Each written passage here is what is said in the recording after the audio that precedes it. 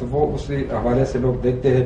تو میں آپ کو پروگرام میں خوش آمدید بھی کہتا ہوں. بہت مہربانی. اور سب سے پہلے میں چاہتا ہوں سر کہ پریس ڈپارٹمنٹ کے حوالے سے ہمارے ناظرین کو انفارمیشن دے دیں کہ پریس ڈپارٹمنٹ کی کیا مطلب فنکشن، کیا ایکٹیویٹیز ہے وہ پاکستان کمیونٹی کے لیے یا کونسلیٹ یا اپنے ملک کے لیے کیا مطلب کرتے ہیں، اس حوالے سے بات. بڑی مہربانی، بہت شکریہ.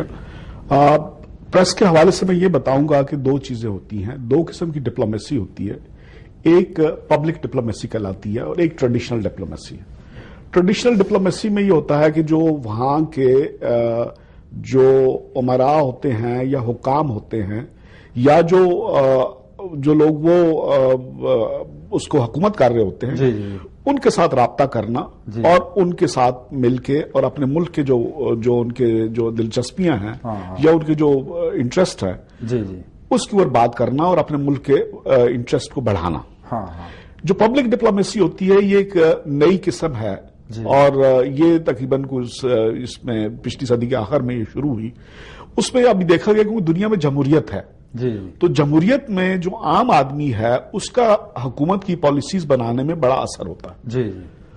تو بعد میں جب ڈیموکریسی دنیا کے بہت سارے ایریا میں آ گئی اور جن ایریا میں نہیں بھی ہے وہاں پہ بھی اب عوام کی خلق خدا کی جو آواز ہے اس کا ایک اثر ہے.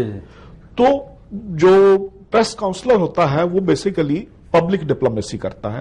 یعنی عام جو آدمی ہے جو وہاں کے لوگ ہیں ان کو جو باتیں اپنے ملک کے بارے میں وہ بتانا اور جو اچھی باتیں ہیں اور اگر کوئی ایسی مس انڈرسٹینڈنگ والی بات جو غلط بات آ رہی ہے اس کی وضاحت کرنا تاکہ سب کو یعنی اس کے جو لوگ ہیں ان کو سمجھ میں آئے کہ جی یہ ملک کیسا ہے اور اس ملک کے لوگ کیسے ہیں یا جو بھی ان کی پالیسی ہے اس کی وجہ کیا ہے، کس بنیاد پہ انہوں نے یہ پالیسی کو اپنایا ہوا ہے.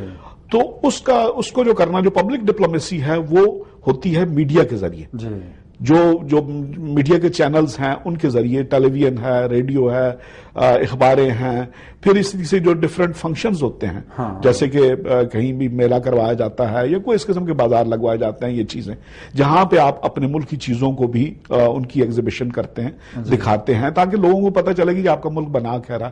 اس طریقے سے کر کے آپ کے جو تجارتی تعلقات ہیں وہ بہتر ہوتے ہیں، جو معاشی تعلقات ہیں وہ بہتر ہوتے ہیں اور پھر جو آپ کے جو پولیٹیکل سیاسی تعلقات ہیں اس کو مزید مضبوط کیا جاتا ہے. کیونکہ جو وہاں کے حکمران ہوتے ہیں اگر وہ کوئی پالیسی ایسے بنا رہے ہیں جس کو ان کے عوام پسند نہیں کرتے تو اس کے لیے ان حکام کے لیے اب مشکل ہو جاتا ہے دنیا میں کہ وہ اس پالیسی کے اوپر چل سکے.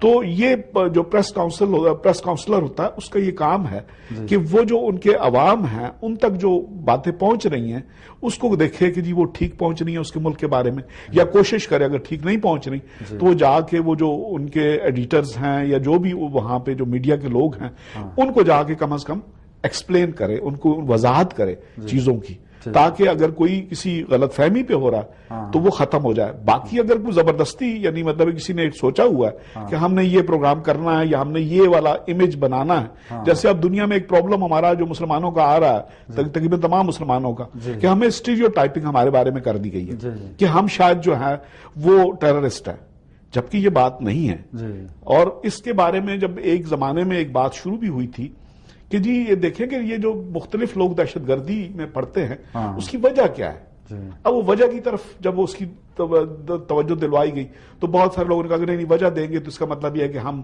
دہشت گردوں کو اہمیت دے رہے ہیں اور ان کے پوائنٹ آف ویو کو سامنے لے کے آ رہے ہیں اور ان کو جسٹیفائی کر رہے ہیں. تو اسی لیے کہا کہ دنیا میں کہا گیا کہ جی آپ دیکھیں گے ٹیررزم شروع کہاں سے ہوا، کن بنیادوں پہ ہوا، کن پالیسیز کی وجہ سے ہوا، جس کی وجہ سے کر کے آپ دیکھیں 9/11 ہوا.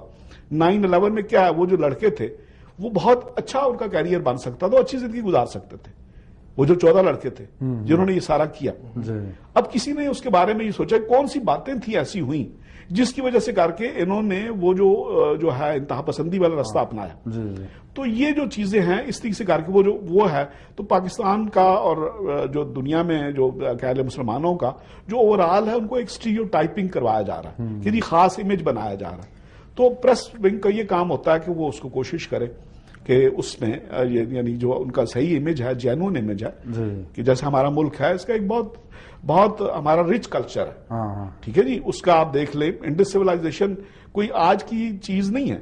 آج سے 15,000 14,000 سال پرانا ہماری تہذیب ہے جی جی اور اس میں جو چیزیں ہوتی رہی لوگ امن سے رہنے والے لوگ ہیں. اب آج بھی ہمارے ملک کا جو ہے جو اکثریت ہے وہ امن سے رہنے والے لوگ ہیں. جی تو جب کہیں تھوڑی بہت بات ہوتی ہے پاکستان کے بارے میں وہ صرف دنیا میں بڑھا چڑھا کے کئی دفعہ پیش کر دی جاتی ہے. تو یہ پریس ونگ کا کام ہے کہ جو اپنے ملک کے امیج کو ٹھیک کرنے کی کوشش کرے وہ دوسری اس دوسرے ملک میں اور جو بھی ہے اگر کوئی چیز ہو تو اس کی وضاحت. ایک کالر ہے نظیر خان, ایک کالر ہے شارجہ سے, دیکھتے ہیں. ہلو ہلو السلام علیکم جی. وعلیکم السلام. څو خبرې کوئ تاسو؟ سلیم خبرې کوم جی شارجه نه. ښه سلیم صاحب پروګرام کې ته هرکلی وایو. ډېره مهرباني تاسو درې ورته دا وایي چې زما څومره خلک په دنیا کې اوري ټول ته السلام علیکم. وعلیکم السلام. زه تاسو نه دا کونسلیټ چې کوم مشر تاسو راویستي دی زمونږ مشر جی جی دونه زه دا معلومات حاصلول غواړم. ہاں ترجمه به دا تاسو ورته په اردو کې راغلو سره وکړئ که نه. Okay okay okay no problem. او زمرود صاحب دا خبره ده چې لکه زمونږ خلکو ته ډېر غټ کونسلیټ کې د هغې کې رش کې ډېر غټ مشکلات دي. ہاں ہاں دا پاسپورټونو چې کومه دغه ده د دې پاسپورټونو چې کوم چاپه ده دا کاپي چې کومه ده دا آیا دلته کې تیار ہے که تاسو اسلام آباد ته لګي لکه په تمره ټیم په دې باندې ولې لګي. ہاں ہاں دویم سوال زما دا دی چې لکه ګوره د انډیا کې څومره عوام دی, بنګلادیش څومره عوام دی دلته کې چې د دې رش لکه د څه وجې نه جوړ دی چې دې باندې دا خلک دونه مطمئن شي. لکه دوی دا سوال زه په دې کومه چې دا خلک مطمئن کړي چې بھائی دا ولې رش د څه وجې نه دی, ولې چې ډېر خلک لکه د کونسلیټ هغه یو دی په دوبۍ کې د شارجه هغه بند دی. نو لکه دوسره دا خبره وکړه چې دا شارجه هغه کولاو کې نو خلکو ته په دې کې ډېر زیات لکه دغه نو خلکو غریبان ډیپټیانې تاسو په خپله په هر سړي مصروفه دی په منډه منډه دی. نو دوسره دا دغه وکړه چې د خلکو ته په دې ډېره اسانتیا میلاوه شي چې دا رش د څه وجې نه دی, ولې دا خو نن سبا کمپیوټر دی په دې باندې خبره کوو اسانه باندې دا کېږي چې دا کاپي دا اسلام آباد ته لېږي که نه دلته دو ډایرکټ کړي نو بیا دې کې د رش سوال نه پیدا کېږي. ډېره مننه. دا اوس موږ د عبدالوحید خان نه تپوس کوو. سر وہ کہتے ہیں کہ یہ پاسپورٹ یہ یہاں بنتا ہے یا اسلام آباد سے ٹائم اتنا زیادہ ٹائم کیوں لگتا ہے, اور دوسری بات یہ کہ مطلب انڈیا کے لوگ بھی یہاں بہت زیادہ ہے, بنگلہ دیش کی بھی, لیکن ان کے کونسلیٹ کے باہر اتنا رش نہیں ہوتا, لیکن ہمارے کونسلیٹ میں رش بہت زیادہ اور پاسپورٹ لیٹ آتے تھے یہ اسلام آباد سے. یہ سر جی اور میں یہاں تھوڑا ایڈ کرنا چاہوں گا کہ یہ شکایت بہت زیادہ موصول ہوتی ہیں کہ اکثر یہ لوگ یہ گلا کرتے ہیں ہمارے پاکستانی کہ ہمارے کونسلیٹ کے آگے بہت زیادہ رش رہتا ہے, حالانکہ دوسرے جتنے بھی کونسلیٹ یا ایمبیسی ہے دوسرے ممالک کی وہاں آگے اتنا رش نہیں ہوتا. تو اس کی بنیادی وجہ کیا ہے؟ دیکھیں بات یہ ہے کہ یہ جو وہ کہہ رہے ہیں میں ان کی بات سے کسی حد تک اتفاق کرتا ہوں. میں دوسرا حصہ لیتا ہوں پہلے, اور پہلے سوال کا جواب اس کا سیدھا سا جواب ہے وہ بعد میں دے دیتا ہوں. وہ جو کونسلیٹ کا رش ہے اور اس کا ایک تو بات میں ان کو یہ بتا دوں کہ جو نئے ہمارے کونسل جنرل آئے ہیں جاوید جلیل خٹک صاحب, انہوں نے آتے ہی جو کام شروع کیا ہے وہ یہی ہے کہ یہ رش جو ہے جو لوگ ہمارے بعض اوقات باہر ہوتے ہیں اور ان کو تکلیف ہوتی ہے اس کی وجہ سے کر کے حتیٰ کہ جو پریس ونگ ہے اس کی جو جگہ ہے اس کو توڑ کے تو اس کو بھی حال بنایا جا رہا ہے. ٹھیک ہے کہ نہیں؟ تو مجھ سے پوچھا گیا تو میں نے کہا جی بالکل جہاں پہ پاکستانیوں کا مسئلہ ہے, جہاں پہ پاکستانیوں کی تکلیف کا مسئلہ ہے تو ٹھیک ہے آپ کر دیں, ہم کسی سائڈ پہ بیٹھ جاتے ہیں. تو وہ اب اس لیے کر کے جو پریس ونگ ہے وہ وہاں سے ہٹ جائے گا, اس کو توڑ کے اس کو بھی اس حصے کو بھی جو ہے حال کے ساتھ شامل کر دیا جائے گا, اور اس کے اندر ایک باقاعدہ ایک کاؤنٹر بنائے جائیں گے تاکہ سیدھے طریقے سے کر کے جلدی وہ ان کا یہ مسئلہ حل ہو سکے. تو جب بھی نئے ہمارے جو جاوید جلیل خٹک صاحب آئے ہیں, خٹک صاحب کے آنے کے بعد یہ زیادہ جو فوکس ہے وہ 2-3 چیزوں پہ ہو رہا ہے کہ جو ہمارے پاکستانی ہیں ان کو کس طریقے سے کر کے یہاں پہ بہتر سے بہتر سہولت دی جا سکے. اور اس کے لیے میں نے آپ کو بتا دیا ہے کہ بہت جلدی یہ ابھی سارا شروع ہو چکا ہے, بلکہ کام تقریباً شروع ہو چکا ہے. ابھی کسی دن میرا جو ہوگا میں بھی وہاں سے شفٹ ہو جاؤں گا دوسری سائڈ پہ تاکہ وہ جو ایریا کھلا ہو جائے اور لوگ زیادہ سے زیادہ اس کے اندر آ سکے. اور یہ اس سے یہ ہے کہ بس ایون یہاں تک کہ اس سے پہلے جو ہمارے واش روم ہوتے تھے وہ نہیں تھے, تو وہ خٹک صاحب خود پرسنلی گئے اور انہوں نے جا کے دیکھا اور انہوں نے کہا کہ یار یہ اس طریقے سے نہیں, ہمارے جب ملک کے لوگ آتے ہیں تاکہ ان کو ایک وہ ہو جو کہ بہت صاف ستھرا ہو, کیونکہ عورتیں بھی آتی ہیں دور دراز سے آتے ہیں ان کو تکلیف ہوتی ہے. دوسرا کام جو کیا ہے کہ اس میں آتے ہی خٹک صاحب نے جو کیا ہے وہ یہ کیا ہے کہ انہوں نے کہا ہے کہ جی اب کوئی یعنی ہوتا تھا پہلے کہ یار اگر کوئی آدمی ذرا تھوڑا سا سفید پوش آ گیا تو اس کا کام تھوڑا جلدی کر دیا جاتا تھا. اس میں پھر پرابلم یہ آیا کہ جی کچھ لوگوں نے ہمارے اپنے ہی لوگوں نے اسٹاف کے اندر انہوں نے ایک اگر کسی افسر نے کہا تو 15 بندے ان کے بھی ہو گئے, اس سے لوگوں کو تکلیف ہوتی تھی. اب کسی بندے کا کوئی بھی ہو, پہلے میڈیا کے لوگوں کو ہم کرتے تھے کہ جی اس سے ان کا پہلے ذرا تھوڑی سی ان کو دوسروں کے اوپر سبقت دے دیتے تھے, وہ ختم کر دیا. اب جو بھی آئے گا, جو پہلے آئے گا وہ اس کو پہلے اس کا کام ہوگا, جو دوسرا بعد میں آئے گا وہ بعد میں آئے گا. تو یہ ایک تو انہوں نے اس کو ختم کیا کہ تاکہ بالکل یہ ہو کہ جو بھی ہے جو پہلے آئے گا اس کا کام پہلے ہو جائے تاکہ یہ تکلیف ختم ہو جائے. اب رہ گیا کہ جو یہ پاسپورٹ جو ہے وہ کہاں پہ بنتا ہے. پاسپورٹ بنتا ہے اسلام آباد میں.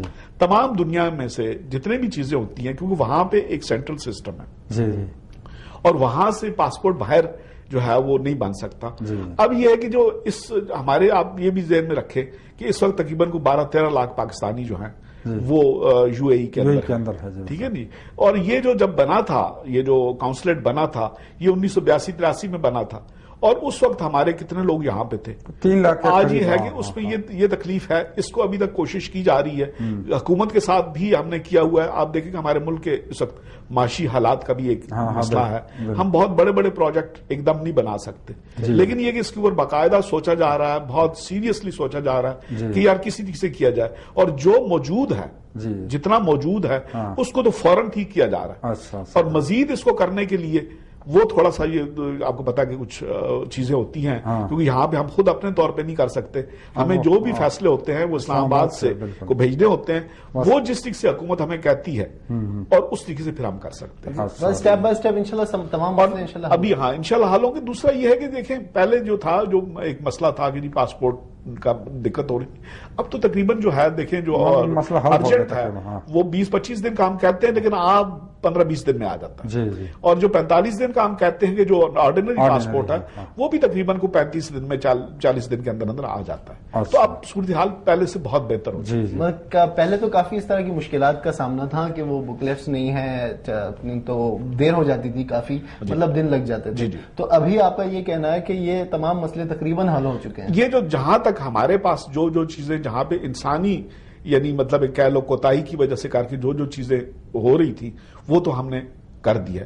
اب جہاں پہ سٹرکچر کا مسئلہ ہے اس سٹرکچر میں جتنا اس وقت ممکن ہے ہمارے لیے کہ جی اسی کو اگر سے افسروں کو اور باقی سٹاف کو ہم تھوڑا کم جگہ دے دیں اور اس کے لیے جو لوگوں کے لیے جگہ بڑھا دیں تو وہ خٹک صاحب نے کر دیا ہے اور اس کے اوپر کام ہو رہا ہے. میرے خیال میں آپ کو بڑا جلدی نظر بھی آنا شروع ہو. شکریہ قدرمند کتن کو وقت شوی د بریک لزو ډیر زر واپس راستو سره بیا ملوي.